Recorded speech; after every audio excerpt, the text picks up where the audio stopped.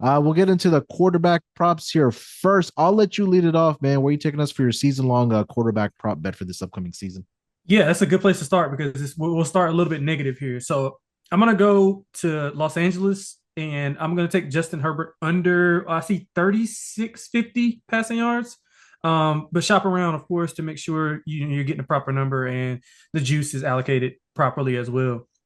Now he has gone over in four of his last five seasons, but the one he did, he only played 11 games. So he had 504 pass attempts last year, which was the least amount for a full season since becoming a starter. So you can kind of already tell the Harbaugh trend. He's coming in. They drafted a running back really really high, brought in Najee Harris.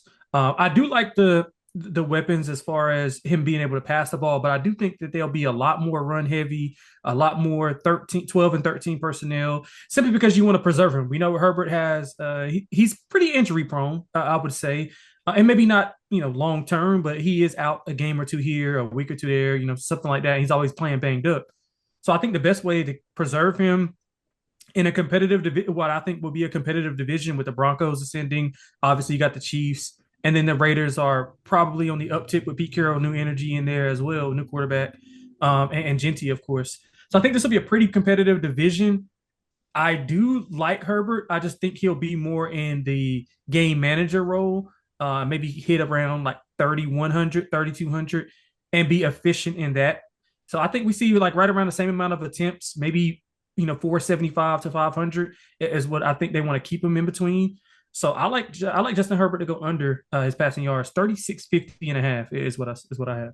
Yeah, I think it's what you mentioned for Justin Herbert is that maybe this season, second season of Coach Harbaugh, that we start seeing that brand of football, of running the football a little bit more with this Chargers offense, a little bit of a balanced attack where I don't think this is going to be a team that's going to be trailing a lot in games where, again, if they do get out to lead, you obviously want to run the football and run out of the clock there and get in victory formation and get out of there. But, man, I think you take a look at his game log from last season, they played teams that had really, really bad defenses, to say the least. Obviously, when you have the Raiders, who played twice a year, a season or a game where he had 346 passing yards against them, 144 to start the season there. He got off to a very slow start last year, did Justin Herbert. I mean, his first four games last season, he didn't throw for more than 180 yards. And that's where after that, in the month of September, Yep. that's where he really picked it up Yep. for this Chargers offense. So Mm-hmm.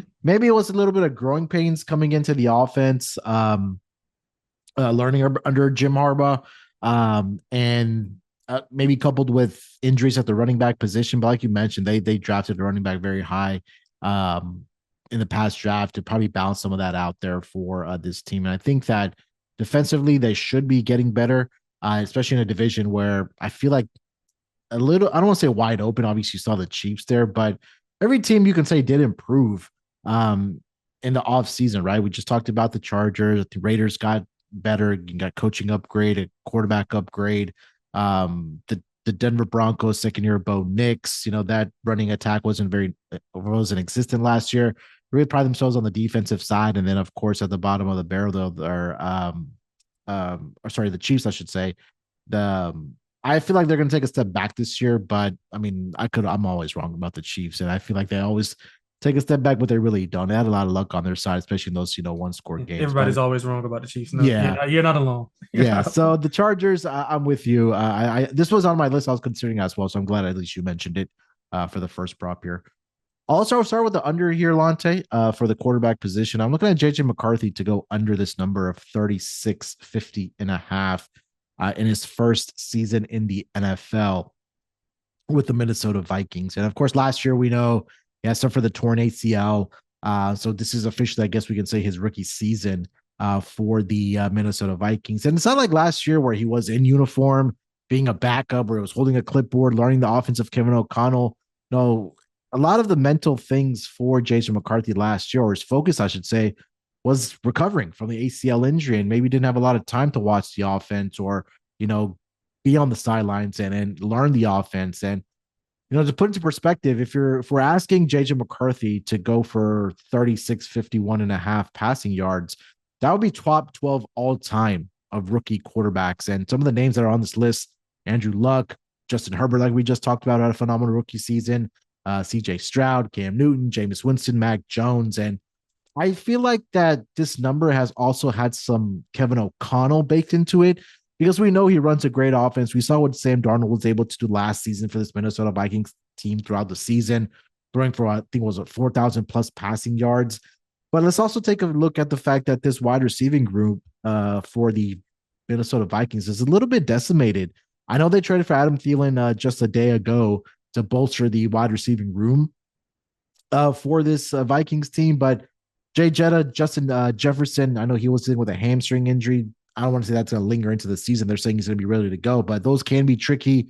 Jordan Addison dealing with a suspension. Jalen Naylor also has an injury to start the season here. So I think it could be a slow start for McCarthy. And I think we'll something to what you mentioned about the Chargers being a little bit more reliant on the run game. I think the Vikings may do that as well because you have obviously Aaron Jones in the backfield there, but they also added Jordan Mason, right, to the running back room there with the Minnesota Vikings there. So I think this is a tall ask here for JJ McCarthy. And again, his first game is Monday Night Football going into Chicago, which is a very tough situation. You're expecting the Bears to be improved both offensively and defensively, but I just think there's a lot of yards for a guy like JJ McCarthy, especially like I mentioned, coming off that ACL injury here, Lonte. So give me that under on JJ McCarthy for this upcoming season. Yeah, completely agree. I had this on my list as well. I also took the under last year for the exact same kind of sentiments that you were talking about as far as the scheme and him being able to be thrusted into a position of new. And he wasn't like it's not like he was throwing the ball all over the yard at Michigan. I mean, he Yeah. went an entire game without entire half without attempting a pass. You know what I'm saying? So it's not like he's a gunslinger or he has a gunslinger mentality. And this is a similar number than Justin Herbert. I don't think that's I don't think they're anywhere comparable as far as just stature of how they do their business. Yeah. Now, I like what you said about O'Connell. I think a lot of it is stringing on just his play calling and him scheming up some stuff. I agree with the receiving core. I'm not a big fan of it. Addison is out for 4 games, I think. I think it's 3 or 4 games. I think Yeah, it's 3 or 4 games. So Yeah. he's out at least a month. Yeah. Um, and you're going to start off one of the best secondaries in the NFL and with the Chicago Bears. So that's not a tall task. I do think O'Connell will lean on the run game. Like you talked about, the offensive line has improved a lot. You want to lean on Aaron Jones. You could probably can lean on him a little bit more in the pass game. And you have Jordan Mason to kind of run in between the tackles because we know Aaron Jones is a little bit more explosive on the outside. So I agree with you 100%. I love the under on this on JJ McCarthy. I do think there'll be some growing pains early on, and once they get into a rhythm, maybe he'll have a couple 280-yard games. But I just don't. I got to see it first. I Yeah. mean, I got to see him consistently be able to throw because at this number, he has to consistently be close to 300 yards per week, and I just don't see that happening. I don't think O'Connell wants him to do that. And I just don't think they'll be set up for success in dropping back to do that. So 100% agree with you on that. Yeah, that's a barring injury, right?